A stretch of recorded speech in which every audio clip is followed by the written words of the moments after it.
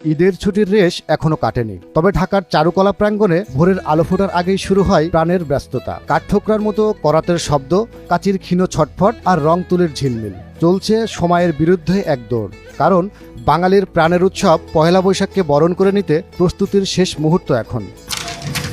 তবে এবারের যেন আয়োজনটি সময়ের মতোই বদলে গেছে। শুধু নববর্ষ নয়, এবারের চারুকলার আয়োজন হয়ে উঠেছে ইতিহাসের সাক্ষী, সমাজের প্রতিবাদ আর অন্তর্ভুক্তির এক অভূতপূর্ব উদ্যোগ। এবারের প্রতিপাদ্য নববর্ষে ঐকতান, ফ্যাসিবাদের অবসান। রেলির সামনে যেটা থাকবে ফ্যাসিবাদী যে পোর্ট্রেট, চিরচেনা বাঘ, পেঁচা, মাছ আর শান্তির পায়রার পাশাপাশি এবার শোভা পাচ্ছে সাহসী মুখাবয়ব প্রতিবাদের প্রতীক। আঁকা হচ্ছে সাবেক প্রধানমন্ত্রী ও স্বৈরাচার বিরোধী প্রতিকৃতি। শেখ হাসিনা যে গর্ত 19 সালে তৈরি করেছেন, সেই গর্তে তিনি আজকে পড়েছেন। রঙের ক্যানভাসে লেখা হচ্ছে প্রতিবাদের কবিতা।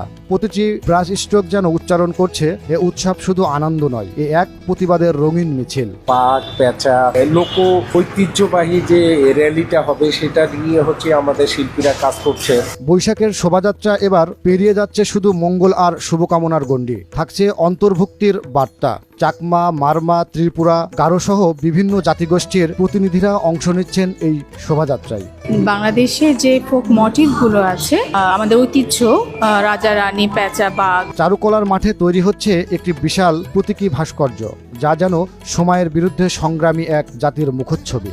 এর পাশে থাকবে বাঘ, পাখি আর একটি বিশাল স্বৈরাচার প্রতীক, যা যেন ঘোষণা দিচ্ছে এই নববর্ষ শুধু নববর্ষ নয়, এক সাংস্কৃতিক প্রতিরোধের সূচনা।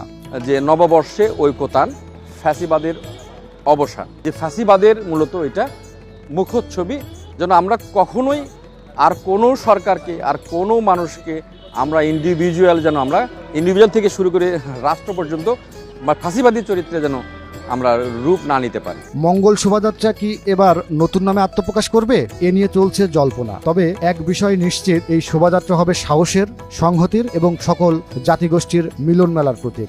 জান্নাতুর রহমান, দৈনিক জনবাণী।